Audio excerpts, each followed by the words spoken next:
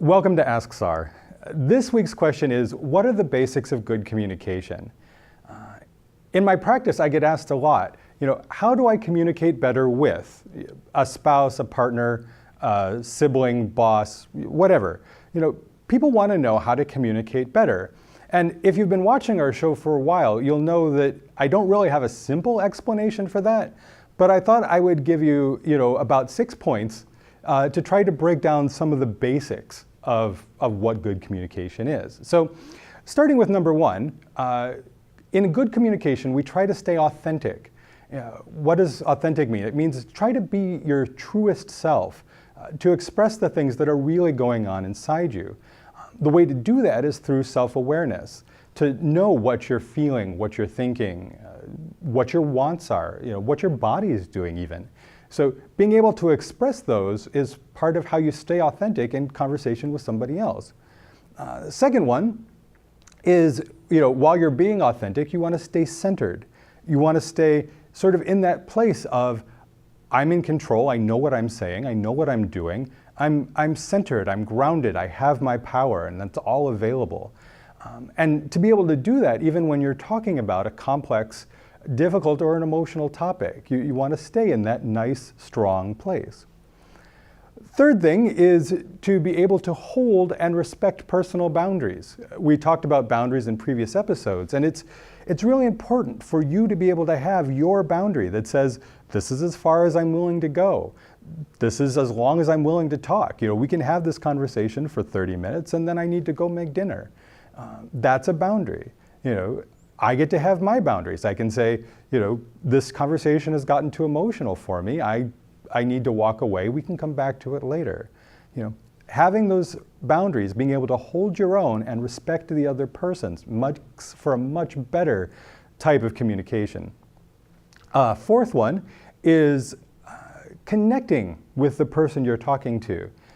Really trying to make that connection, that feeling of we're in this together.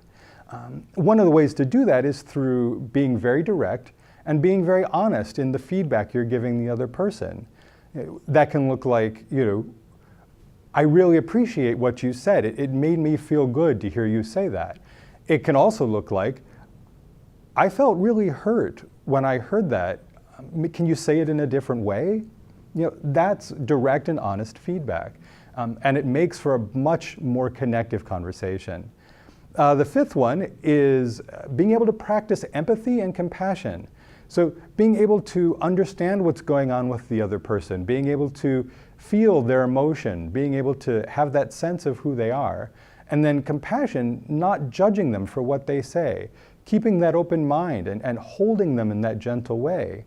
Now, the thing about practicing empathy and compassion, it's about doing it for the other person, but it's also about doing it for yourself. So holding yourself gently and being really clear that you don't have to judge yourself for what happens, you just have to try to do it better next time.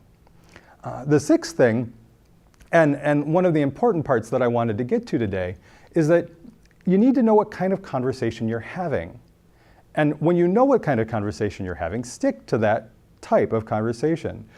What are some types? Well, there's air traffic control conversations. So that's who's doing what when, right? It's who's taking out the trash, who gets the car today, who's walking the dog. Very simple and specific conversations about very specific things. There's emotional conversations, which are about me being able to express my emotions to you and you being able to express your emotions to me.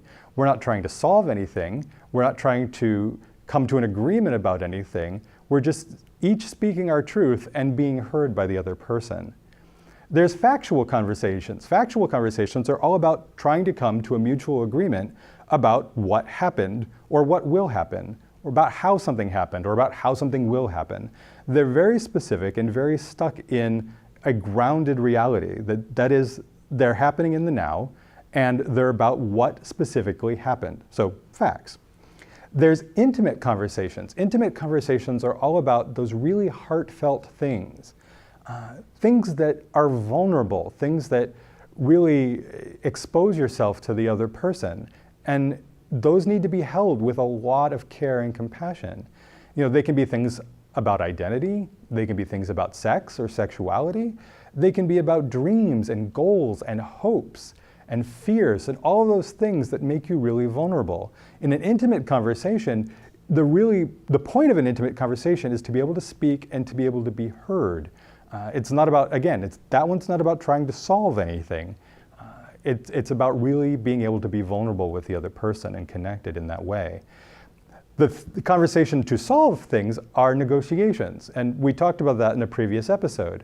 In a negotiation, you're working together with someone to try to come up with a mutually beneficial solution to a problem or a disagreement. And that's the purpose of that type of conversation. So when you know what type of conversation you're having, you can stick to it and not, creep off into other conversations at the same time. Finally, in talking about good communication, I really wanted to say that communication is a skill, right? And like any other skill, it requires practice. The more you practice, the better you get at it. It's not something that just happens. It's something you really have to work at. And that's one of the foundational parts of having good communication. You've been watching Ask SAR. My name is Sar Surmic. Like this episode, subscribe below. We do it every week. And please share it with as many people as possible. Talking about communication is really important because it really helps people in their relationships, in their lives, and to really move forward through the world. If you have any questions about this, you can leave them in the comments below, or if you have any questions you'd like us to answer at a later episode, you can leave those and we'll get to them as soon as possible.